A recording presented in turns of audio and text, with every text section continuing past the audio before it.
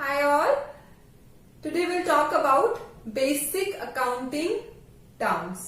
देखो ये टर्म्स हैं जो आप अपने अकाउंटेंसी सब्जेक्ट में फ्रीक्वेंटली यूज करने वाले हैं. इन शॉर्ट ये टर्म्स बहुत इंपॉर्टेंट है. मैं वन बाय वन आपको एक्सप्लेन कर रही हूँ.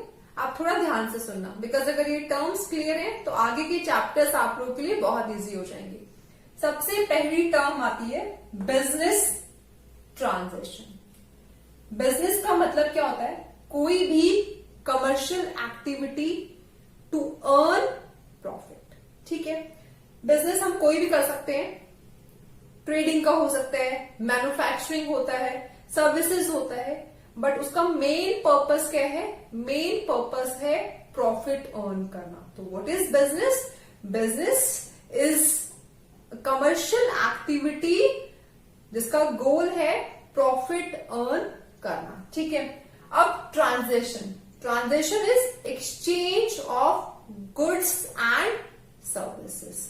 तो अगर हम दोनों को एक साथ बात करें, बिजनेस ट्रांजैक्शन, तो ये एक फाइनेंशियल ट्रांजैक्शन है. ठीक है. तो बिजनेस में जितनी भी ट्रांजैक्शंस होती हैं वो मोस्टली बिजनेस ट्रांजैक्शंस ही होती हैं. तो हमने क्या बोलते हैं? फाइनेंशियल ट्रांजैक्शन, जिनको कि हम एक्सप्रेस करते हैं मनी के टर्म्स में. कैसे? अगर सेल कर रहे हैं तो पैसा आने वाला है, परचेज कर रहे हैं तो पैसा जाने वाला है. ठीक है. So exchange of good and services हो रहा है, उसके बदले में क्या आ रहा है? हमारे पास पैसा आ रहा है, कि जिसको कि हम मनी में एक्सप्रेस कर सकें.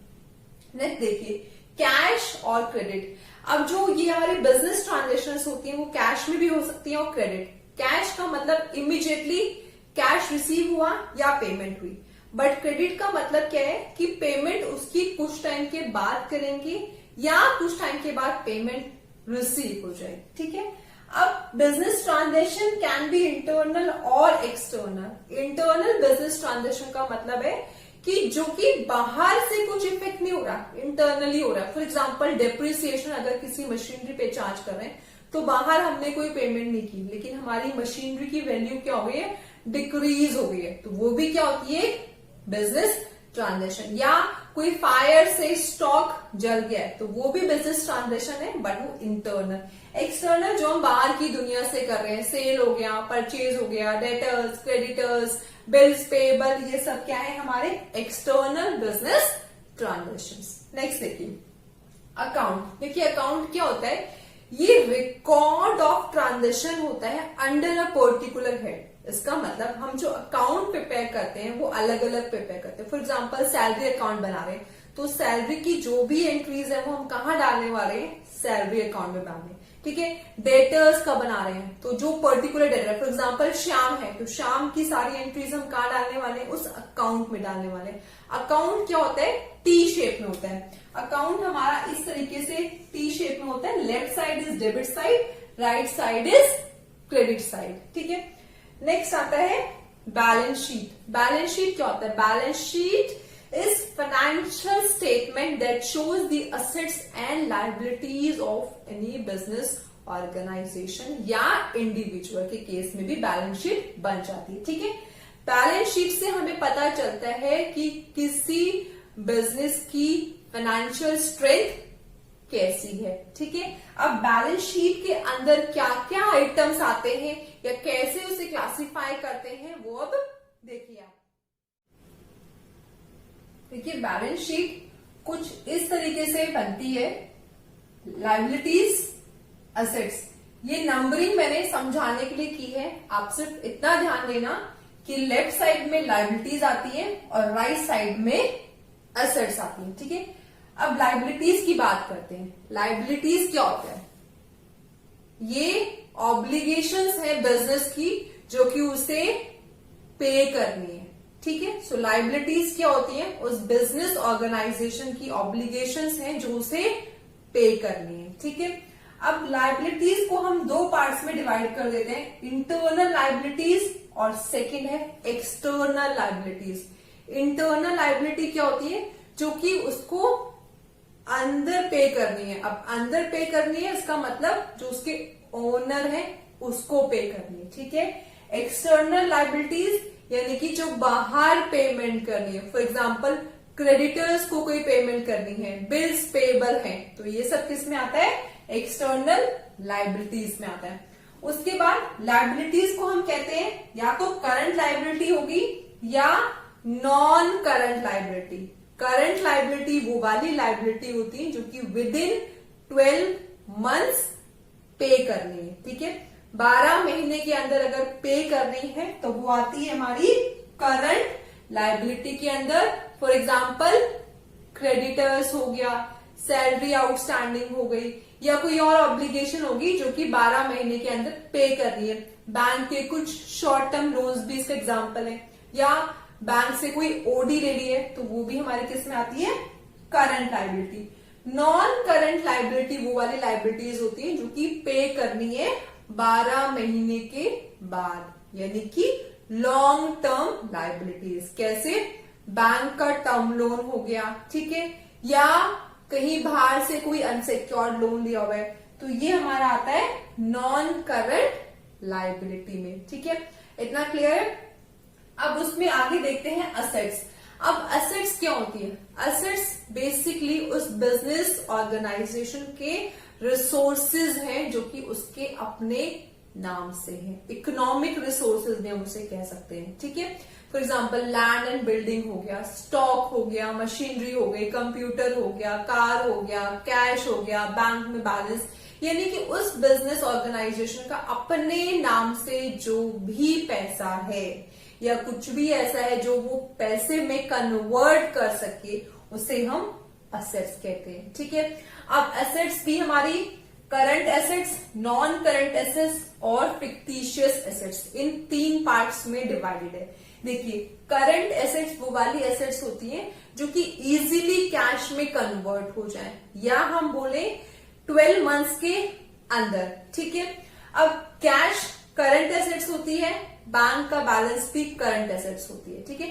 अब हमारा अगर स्टॉक हुआ तो स्टॉक भी करंट एसेट होता है। क्यों?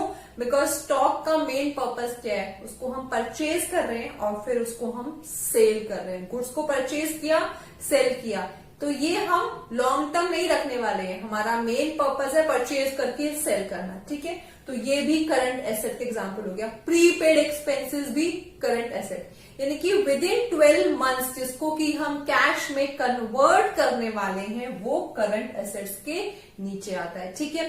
या कोई शॉर्ट टर्म लोन आपने किसी को दिया हुआ है तो आपके लिए वो आपकी एसेट है, आपका अपना पैसा है, तो वो भी करंट एसेट का एग्जांपल है। अब देखिए non current assets. Non current assets वो वाली एसेट्स होती है जो कि लॉन्ग टर्म यूज के लिए खरीदी जाती है। For example land and building हो गया, ठीक है, पेटेंट्स हो गए, गुडविल हो गई, ये सब किस में आता है, ये सब नॉन करंट एसेट्स में आता है, ठीक है। यानी कि ये लॉन्ग टर्म के लिए परचेज कर रहे हैं, रीसेल के लिए परचेज नहीं करते, ठीक है। अब नॉन करंट एसेट्स में फिक्स एसेट्स हो गया। फिक्स एसेट्स का मतलब हो गया हमारा computer, car, furniture, machinery, land and building, या हमने किसी को लॉन्ग टर्म लोन दिया हुआ है वो इसके अंदर आ जाएगा, ठीक है। या कोई और नॉन करंट इन्वेस्टमेंट है तो वो भी हमारा इसमें आ जाएगा।